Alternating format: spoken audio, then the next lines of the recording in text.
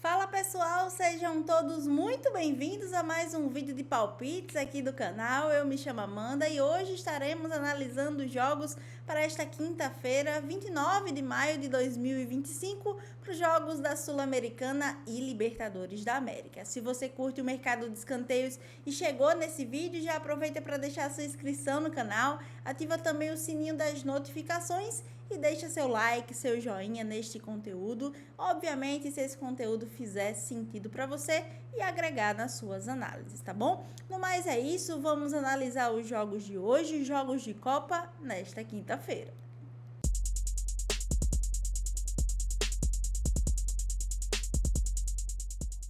Bom, galera, e antes de começar a falar sobre os jogos de hoje, já quero fazer um convite para você. Se você ainda não me segue nas minhas outras redes sociais, Instagram e Telegram, link na descrição aí no canal, aproveita para conhecer meu trabalho por lá também. Estamos passando por uma sequência incrível aí no canal do Telegram, eu compartilho com vocês por lá outros palpites, outras sugestões.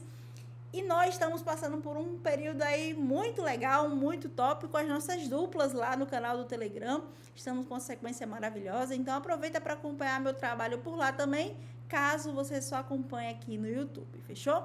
Bom, deixei esse recado aí para vocês. Agora vamos falar dos jogos de hoje. A gente começa aqui às 7 horas da noite com a Libertadores da América, grupo do Peñarol e do Vélez, né? Vamos falar desse grupo aqui, desse confronto. É um confronto aí de líderes do grupo, né? Ambas as equipes com 10 pontos somados vão aí brigar para saber quem termina em primeiro e em segundo lugar desse grupo, já que a terceira colocação e a quarta já está definido, não tem como mais chegar no Vélez e no Peñarol. Aqui é confronto de líder e vice-líder, quem passa em primeiro e quem passa em segundo, tá? No mercado de escanteios, o Peñarol tem uma média de 9,7 em escanteios entre marcados e sofridos, uma equipe que mais marca em escanteios do que cede em oportunidades, e pelo lado do Vélez é o contrário, né? Uma equipe que mais cede em escanteios do que marca em cantos nessa condição de visitante. Para esse confronto aqui, a minha sugestão para vocês é levar essa partida para o ao vivo, levar essa partida para o live e buscar algo aqui na primeira etapa. Acredito em um primeiro tempo muito envolvente de ambas as equipes, tentando aí, buscando abrir o placar. E eu gosto de pensar em escanteios na primeira etapa aqui. A minha sugestão para vocês é buscar o acima de 3 escanteios na primeira etapa. Mais de 3 para esse confronto entre Peñarol e Vélez. Também às 7 horas da noite, o Godoy Cruz recebe em casa o Atlético de Grau, né?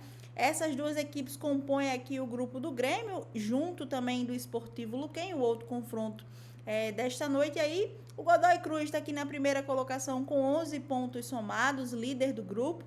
E o Atlético de Grau na terceira colocação com 3 pontos somados, já não briga por mais nada. Mas pelo lado do Godoy Cruz, briga assim, né? Tendo em vista que o Grêmio está na segunda colocação deste grupo, enfrenta o Sportivo Luquenho, que também já não briga por mais nada. E aqui são dois times que ainda buscam, né? Pelo lado, o Godoy Cruz, que tem 11 pontos, tenta permanecer nessa primeira colocação. E o Grêmio, que tenta aí passar o Godoy Cruz e torcendo, obviamente, por um tropeço do Godoy, tá?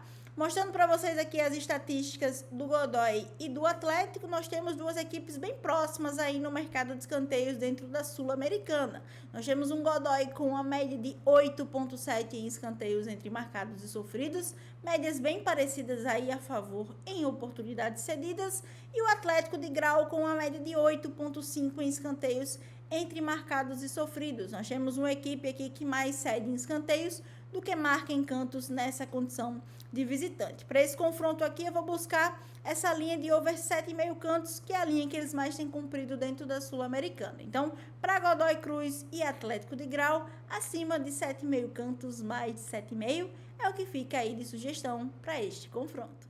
Também às 7 da noite, pelo mesmo grupo do Godoy e do Atlético, o Grêmio recebe em casa o Sportivo Luquenho. Como eu falei para vocês, o Sportivo Luquenho já não briga por mais nada nesse grupo e o Grêmio briga, né? Precisa vencer esse confronto, joga dentro de casa e dá uma secadinha ali no Godoy Cruz, torcer um pouquinho ali para o Atlético de Grau, né?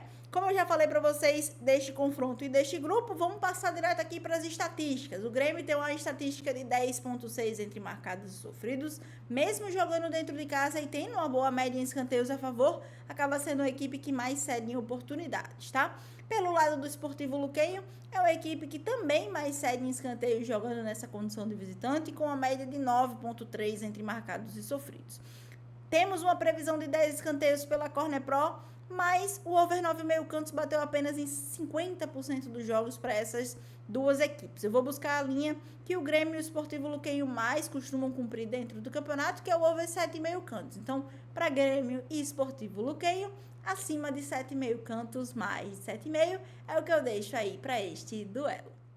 Agora, às 9h30 da noite, ainda pela Sul-Americana, o Atlético Mineiro recebe em casa o Cienciano, duas equipes que estão aqui bem próximas na tabela de classificação. O Cienciano é o líder do grupo com 9 pontos e o Atlético Mineiro aqui com 8 pontos, tentando tomar essa liderança do grupo. Para esse confronto aqui, vale a liderança, tá? Mostrando aqui para vocês, pessoal, no mercado de escanteios, nós temos o Atlético Mineiro com a média de 11 escanteios entre marcados e sofridos, uma equipe que não cede quase nada de escanteios dentro de casa em média, uma média de 2,4, e é uma equipe que marca muitos escanteios jogando dentro de casa, 8,6 em escanteios somente a seu favor, tá?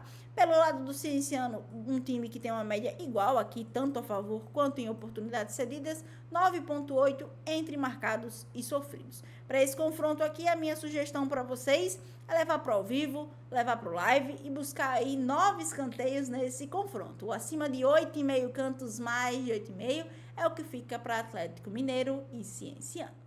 Também às 9h30 da noite e pela Sul-Americana, o Fluminense recebe em casa o Once Caldas, né? Mostrando para vocês aqui o grupo do Fluminense. O Fluminense ocupa a segunda colocação deste grupo com 10 pontos e recebe aí o líder do grupo que tem 12 pontos somados, o Once Caldas. Para o Fluminense aqui, só o que importa é a vitória para assumir esta primeira colocação do grupo, tá? Nós temos aqui um Fluminense jogando dentro de casa com uma média de 10,3 entre marcados e sofridos e um Once Caldas com uma média de 9,3 entre marcados e sofridos. Duas equipes que gostam de marcar escanteios também cedem em oportunidades. Uma previsão de 10 escanteios pela Corner Pro.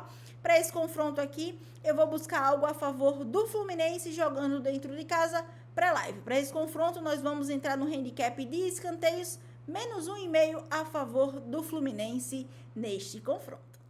E o nosso último jogo da noite pela Libertadores da América às 9h30 da noite, o Racing recebe em casa o Fortaleza, que é confronto de líder contra vice-líder deste grupo. O Racing tem 10 pontos somados dentro desse grupo e o Fortaleza 8 pontos somados aqui neste grupo, né? Nós temos aqui basicamente um duelo entre líder e vice-líder tentando essa primeira colocação para se classificar em primeiro, e é um confronto muito importante aí para ambas as equipes neste momento da competição.